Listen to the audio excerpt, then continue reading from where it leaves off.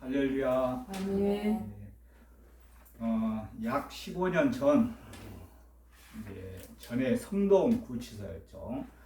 약 15년 전 성동 구치소 직장에서 환경 미화 업무를 담당하면서 일주일에 한 번씩 약 2개월 동안 환경 미화에 출력한 10여 명의 수용자들과 일하는 현장, 즉 야외에서 돗자리를 펴고 함께 둘러앉아 예배를 드릴 수 있는 기회가 있었습니다.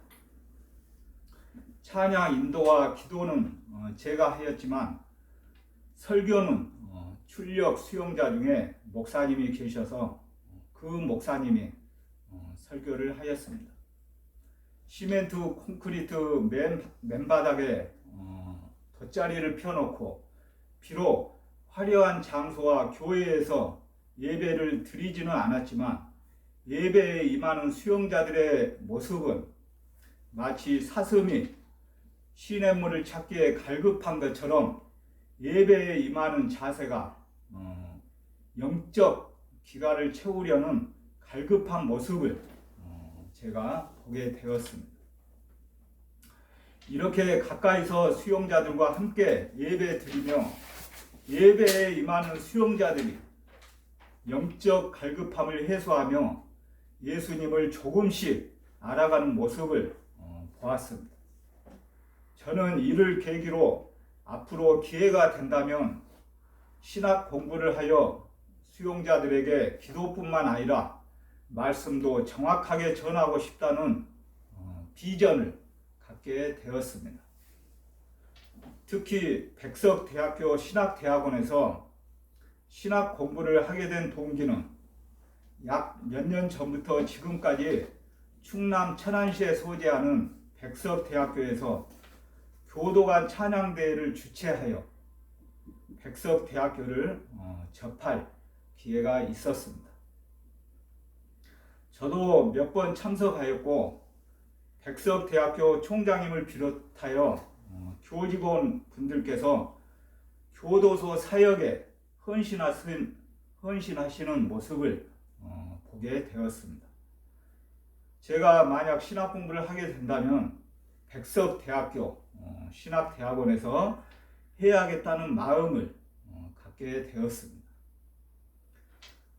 석사, 박사 과정에서 상담 심리를 공부하였기 때문에 신학 공부를 해야겠다고 생각하였을 때 과연 잘 할 수 있을까라는 두려운 생각이 들기도 하였지만 지금까지 약 30여 년 동안 수용자 상담을 수없이 하며 수용자들과 함께 무릎 꿇고 함께 손을 잡고 기도를 하였지만 여기에 그치지 않고 예수님의 생명의 말씀을 전하는 것이 매우 중요하다는 것을 간절히 느끼게 되었습니다. 말씀을 잘 배우고 잘 알아야 갇힌 영혼들의 영적 기갈을 조금이라도 해소해 줄 수 있겠다라는 생각과 함께 용기를 내어 신학 공부에 도전하게 된 계기가 되었습니다.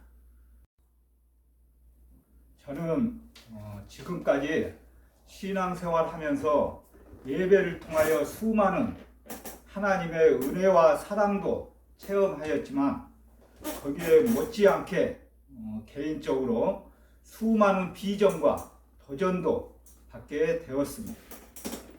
이처럼 신앙생활에서 결코 생략할 수 없는 것 중 하나가 바로 예배입니다. 그리스도인이라면 마땅히 하나님을 예배하고 그분과 영적 교제를 나누어야 합니다. 지난 시간에 말씀하였듯이 하나님은 이스라엘에게 십계명을 선포하신 후에 구체적인 규례들을 가르쳐 주셨는데 첫 번째 규례가 바로 예배와 관련된 규례였습니다. 그 규례가 십계명 중 바로 1계명에 해당하는 너는 나 외에는 다른 신들을 내게 두지 말라 하였습니다. 오로지 여호와 하나님만을 예배해야 한다고 하였습니다. 그래서 오늘 말씀은 크게 두 가지로 나누어서 전하도록 하겠습니다. 첫 번째는 본문 18절에서 21절을 중심으로 두려운 하나님 앞에 서기에 대하여, 두 번째는 본문 22절에서 26절을 중심으로 종교의 굴레를 벗어나라에 대하여 말씀을 전하겠습니다.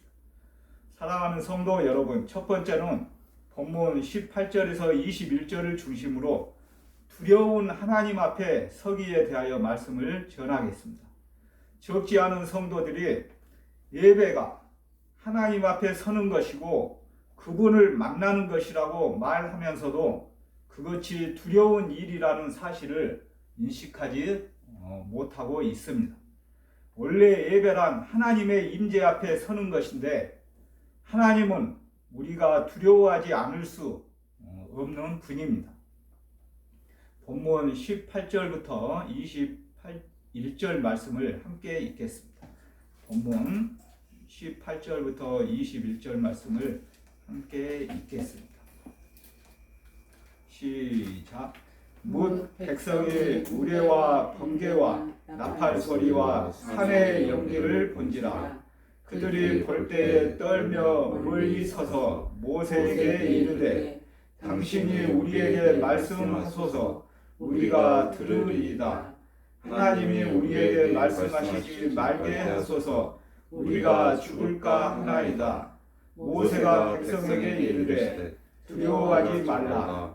하나님이 임하심은 너희를 시험하고 너희로 경외하려 범죄하지 않게 하려 하심이라. 백성은 멀리 서 있고 모세는 하나님이 계신 흑암으로 가까이 가니라. 아멘. 이와 같이 이스라엘은 하나님의 영광을 나타내는 우레와 번개와 나팔 소리와 산의 연기를 멀리서 보고도 두려워하였습니다. 하나님이 직접 자기들에게 말씀하시는 것을 들으면 죽을 것이라고 느낄 정도였습니다. 결국 그들은 모세에게 하나님의 말씀을 대신 전달해 달라고 요청을 하였습니다. 지금 하나님이 우리에게 직접 말씀하시지 않고 기록된 성경을 통해 말씀하시는 이유도 이와 마찬가지입니다.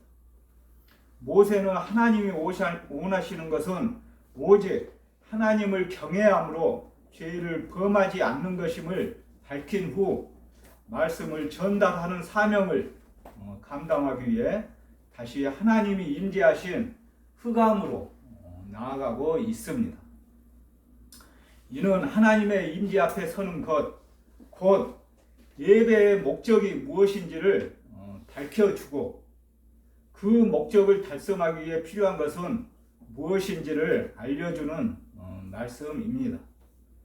우리가 예배하는 목적은 하나님을 경외하고 죄를 범하지 않기 위함입니다. 하나님을 경외하기 위해서는 그분의 말씀을 들어야 하고 죄를 짓지 않기 위해서는 들은 말씀에 순종해야 합니다. 예배에 참석하면서도 하나님의 임재 앞에 선다는 의식도 없고 하나님의 말씀을 듣고 순종하겠노라는 결단도 없다면 그 예배는 의미 없는 종교 행위가 될 수밖에 없습니다. 사랑하는 성도 여러분, 마지막 두 번째는 본문 22절에서 26절을 중심으로 종교의 굴레에서 벗어나라에 대하여 말씀을 전하겠습니다. 본문 20장 22절부터 23장 33절까지를 하나님과 이스라엘이 언약을 맺을 때 낭독한 언약서로 보는 학자들이 있습니다. 이 언약서는 제사, 곧 예배에 대한 가르침으로 시작합니다. 이스라엘 자손들은 하늘에서부터 말씀하시는 하나님을 직접 배웠기에 하나님이 살아계심을 분명히 확인했습니다. 본문 22절부터 26절까지 함께 읽겠습니다. 오늘 하나님께서 주신 말씀 본문 22절부터 26절까지 함께 읽겠습니다. 시작. 여호와께서 모세에게 이르시되 너는 이스라엘 자손에게 이같이 이르라. 내가 하늘로부터 너희에게 말하는 것을 너희 스스로 보았으니 너희는 나를 비겨서 은으로나 금으로나 너희를 위하여 신상을 만들지 말고 내게 토단을 쌓고 그 위에 내 양과 서로 내 번제와 화목제를 드리라. 내가 내 이름을 기념하게 하는 모든 곳에서 내게 임하여 복을 주리라. 내가 내게 돌로 제단을 쌓거든 다듬은 돌로 쌓지 말라. 내가 정으로 그것을 쪼며 부정하게 함이니라. 너는 층계로 내 제단에 오르지 말라. 내 하체가 그 위에서 드러날까 함이니라. 아멘. 이와 같이 이스라엘 자손들은 하늘에서부터 말씀하시는 하나님을 직접 배웠기에 하나님이 살아계심을 분명히 확인했습니다. 이방 종교에서 신상을 만드는 이유는 신이 실제로는 존재하지 않기 때문이고 종교 의식이 음란하고 자극적인 이유는 신을 섬기는 것이 아니라 자기들의 만족을 추구하고자 하기 때문입니다. 이런 우상 숭배 의식은 결과적으로는 사람의 자유를 박탈하는 올무가 됩니다. 세상에서 하나님을 알지 못하고 하나님을 예배하지 못하는 사람들은 그 흔한 이사 일정도 마음대로 정하지 못합니다. 소원 얻는 날 한다고 쩔쩔매고 있습니다. 이렇게 우상 숭배는 하나님께서 마음껏 누리라고 주신 인간의 자유와 생명을 박탈하고 있습니다. 그렇기에 하나님은 우상 숭배를 철저히 금지하셨고 제단도 우상을 만드는 것처럼 만들지 못하게 하셨습니다. 제단은 흙으로 쌓아야 했고 돌로 쌓을 경우에는 다듬지 않은 돌로 쌓아야 했습니다. 제단을 꾸며 우상화하지 말라는 말입니다. 계단이 필요할 만큼 큰 제단을 만들어서도 안 됩니다. 하나님은 큰 제단 위에 제사장이 올라가 제사를 드리는 것이 하체를 드러내는 부끄러운 일이라고 규정하였습니다. 이처럼 하나님은 크고 웅장한 예배당이나 화려한 의식을 원하시지 않고 오직 당신의 백성이 예배 가운데 하나님의 임재를 의식하며 신앙의 본질에 집중하기를 원하십니다. 예배의 본질이 흐려질수록 인간은 껍데기에 치중하는 경향이 있습니다. 그렇기에 예배의 본질을 절대 놓치면 안 되겠습니다. 사랑하는 성도 여러분, 말씀을 정리하겠습니다. 하나님은 토단을 쌓아 제사를 드릴 것을 명령하셨습니다. 또 단을 쌓을 때 돌을 다듬지 말라고 하셨습니다. 돌을 다듬지 말라는 것은 여러 가지로 해석할 수 있지만 우상을 만들지 말라는 말씀과 같은 맥락으로 생각할 수가 있습니다. 제단을 만들 때 자기 생각대로 욕망에 이끌려 만들 여지를 아예 없애신 것입니다. 우상을 섬기듯이 하나님을 섬기는 것은 하나님이 가장 가증히 여기십니다. 그리고 교회의 위기는 곧 예배의 위기라고 말씀을 하셨습니다. 교회가 진리에서 멀어질수록 건물은 웅장해지고 성직자들은 화려해지지만 정작 성도들의 심령은 영적 기갈에 허덕이게 됩니다. 교회를 크고 웅장하게 세우기 위하여 무리하게 금융권에서 대출을 받기도 합니다. 어느 금융권에서 대출이 그냥 쉽게 되겠습니까? 성도들에게 요구하는 것이 많이 있습니다. 이 지구 땅에서 교회 건축 말고도 교회가 하여야 할 일들이 얼마나 많이 있음에도 불구하고 제일 중요한 선교의 일들은 뒷전으로 미루고 있습니다. 오로지 모든 성도들이 교회 건축에만 올인하게 하고 있습니다. 이 얼마나 하나님 보시기에 민망하고 두렵지 않을 수가 없습니다. 야외 콘크리트 바닥에서 무릎 꿇고 드리는 예배는 받아주지 않고 화려하고 큰 교회에서 드리는 예배만 하나님께서 받아주신다고 말씀을 하셨습니까? 절대 그렇지 않습니다. 이와 같이 우리는 예형이나 형식보다 본질을 회복해야 하겠습니다. 아멘. 서두에서도 말씀하였듯이 수용자들이 일하는 현장, 야외에서 시멘트 콘크리트 맨바닥에 돗자리를 펴놓고 비록 화려한 장소와 교회에서 예배를 드리지는 않지만 예배에 임하는 수용자들의 모습은 마치 사슴이 시냇물을 찾기에 갈급한 것처럼 예배에 임하는 자세가 어느 크고 화려한 장소에서 예배를 드리는 것보다 영적 기갈을 해소하려는 갈급한 모습을 볼 수 있습니다. 이렇게 가까이서 수용자들과 함께 예배를 드리며 장소를 불문하고 예배에 임하는 수용자들이 영적 갈급함을 해소하며 예수님을 조금씩 알아가는 모습이 하나님께 드리는 예배의 참된 모습이 아닐까 생각해 보았습니다. 우리가 예배하는 목적은 하나님을 경외하고 죄를 범하지 않기 위함입니다. 하나님을 경외하기 위해서는 어느 장소에서도 그분의 말씀을 꼭 들어야 하고 죄를 짓지 않기 위해서는 들은 말씀에 순종해야 한다는 것을 그들은 잘 알기 때문입니다.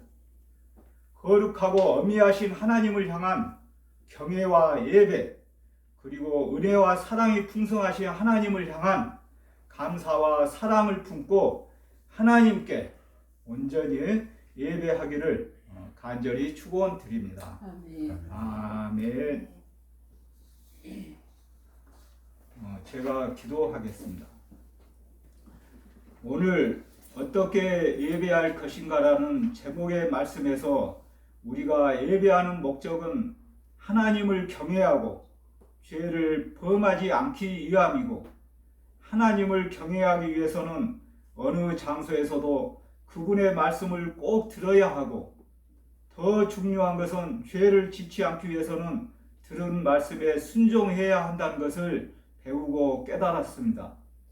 교회가 진리에서 멀어질수록 건물은 웅장해지고 성직자들은 화려해지지만 정작 성도들의 심령은 영적 기갈에 허덕이게 됩니다. 특별히 몸된 교정성교회의 지체들과 전국 교정시설에 갇혀있는 형제 자매들, 그들을 돌아보고 있는 교도관, 그리고 하나님의 백성들 모두가 깨어 기도하며 어떻게 예배할 것인가를 알고 실천하는 삶을 살아갈 수 있도록 도와주시옵소서. 코로나19로 인하여 아직까지 모든 민족과 세계 열방이 두려움에 떨고 있는 가운데 교정 선교교회 지체들 모두가 영육간의 건강을 유지하며 이렇게 함께 모여 영적 예배를 잘 드릴 수 있도록 인도하여 주시니 감사드립니다. 하루빨리 코로나19가 종식되어 모든 그리스도인들이 교회 공동체에서 함께 모여 예배를 드릴 수 있도록 도와주시옵소서. 특별히 하나님의 은혜와 섭리로 서울 동부구치소를 비롯하여 전국 교정기관이 코로나19를 잘 극복할 수 있도록 도와주시니 감사드립니다. 그리고 서울 동부구치소를 비롯하여 전국 교정기관 직원들이 백신 접종을 맞았습니다. 앞으로 2차 예방 접종도 하나님의 은혜 가운데 잘 진행될 수 있도록 와 주시옵소서. 예수님의 이름으로 간절히 기도드립니다. 아멘.